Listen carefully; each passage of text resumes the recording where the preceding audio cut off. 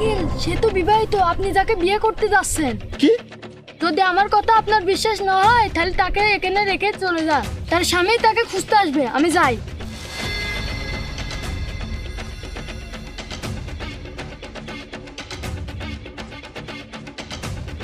অপু, আমি বলছিলাম যে আমরা তো বাড়ি থেকে পালিয়ে বিয়ে করতে যাচ্ছি আর কাজে অফিসে যাচ্ছি, সেখানে তো টাকা লাগবে। আর দেখো আমি না বাড়ি থেকে মানিব্যাগ আনতেই ভুলে গেছি। তার উপরে তোমার বাড়ির লোকজন যদি থানায় কমপ্লেইন করে আর আমরা যদি ধরা পড়ে যাই তাহলে তো পুলিশ আমাকে মেরে একেবারে লাল করে দেবে। তুমি তো নিষ্পাপ, তোমাকে তো কিছু বলবে না। আমি বলছি কি, আমার কাছে না একটা ভালো প্ল্যান আছে। কি প্ল্যান? প্ল্যানটা হচ্ছে আমি এখন চুপচাপ বাড়িতে যাব, বাড়িতে গিয়ে আমার মানিব্যাগ ভর্তি করে টাকা নেব, তারপর চুপচাপ আমাদের বড় গাড়িটা নিয়ে চলে আসবো। আমাদের গাড়িটা অনেক বড় আর কালো রঙের। কালো গাড়ির ভিতরে বসে গ্লাস লাগিয়ে দিলে কেউ আর আমাদেরকে দেখতে পারবে না, আমরা নিশ্চিন্তে পালিয়ে যেতে পারবো।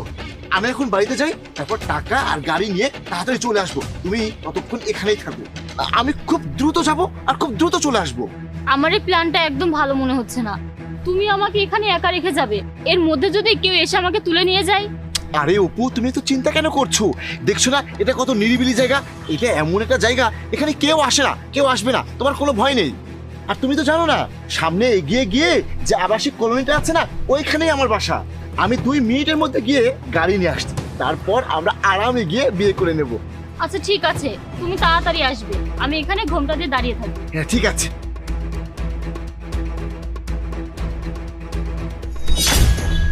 আরে ওই মেয়েটা নির্জন জায়গায় একা একা বউর সাথে দাঁড়িয়ে আছে কেন? কোনো সমস্যা নাকি দেখি তো।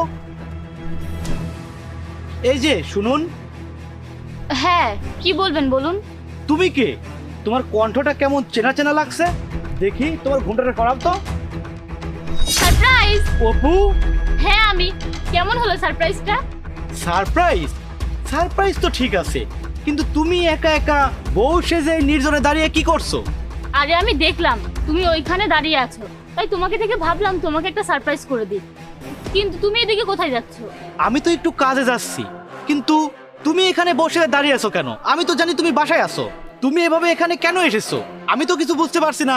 তুমি সত্যি করে বলো তো, তুমি কিছুদিন ধরে আমার সাথে কিরকম কিরকম ব্যবহার করছো, সত্যি করে বলো কি হয়েছে। আচ্ছা শোনো, আমি তোমাকে ব্যাপারটা বুঝিয়ে বলছি।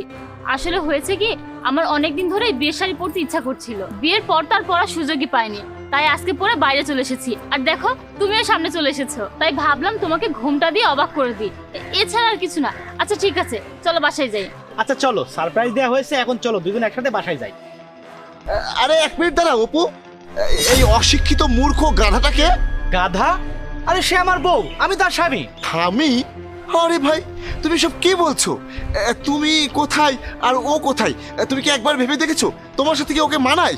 এসব আপনার জানা লাগবে না, আমি তাকে বিয়ে করে এনেছি। অপু বলো না আমাদের কথা। অপু, এসব কি? তুমি তো আমাকে বললে পালিয়ে গিয়ে বিয়ে করতে। কি বিয়ে? এসব আমি কি শুনছি অপু? একবার তুমি আমাকে বিয়ে করছো, একবার তাকে বিয়ে করছো, আমার কিসের কমতি আছে যে তুমি আমাকে ছেড়ে তাকে বিয়ে করতে যাচ্ছ আবার প্রেম করে? আরে অপু বলো, 5 মিনিট আগে তো তুমি আমাকেই বিয়ে করতে যাচ্ছিলে, আর এই চাষি এসব কি বলছে? এই সাবধান, একবারও আমাকে আর চাষি বলবে না কিন্তু। এই তোমরা চুপ করো, তোমাদের দুজনকে আমি সত্যিটা বলছি। আসলে তুহিন যা বলেছে তা ঠিক বলেছে, কিন্তু আমি আমার নিজের ইচ্ছায় ওকে বিয়ে করিনি। আরে অপু, আমি তো মনে করি যে তুমি আমাকে অনেক ভালোবাসো, আর তুমি আমাকে ধোকা দিচ্ছ। প্রতারক, আমাকে ধোকা দিয়ে তোমরা দুজন প্রেম করে মজা নিচ্ছ আর আমাকে বোকা বানাচ্ছ। আরে ভাই তুমি তো বোকাই। তুমি তোমার নিজের অবস্থার কথা না ভেবে, নিজেকে না দেখে এরকম একটা স্মার্ট মেয়েকে বিয়ে করেছো, তাও আবার জোর করে, মেয়ের অনুমতি না নিয়ে। আমি এখন তোমার নামে পুলিশে কেস করব। তুমি তার বাবাকে টাকার লোভ দেখিয়ে তার অনুমতি না নিয়ে তুমি তাকে বিয়ে করেছো, তুমি জঘন্য অপরাধ করেছো। আমি তো তোমাকে পুলিশে ধরিয়ে দেবো। আর অপু, আমি বুঝতে পেরেছি এই কারণে তুমি আমাকে কিছু বলোনি। তুমি ভেবেছো এসব জানার পর আমি তোমাকে ছেড়ে চলে যাব, তোমাকে বিয়ে করব না। অপু, তুমি আমাকে ভুল বুঝেছো, আমি তোমাকে অনেক ভালোবাসি। আমি যে কোনো মুহূর্তের জন্য তোমাকে বিয়ে করতে রাজি আছি।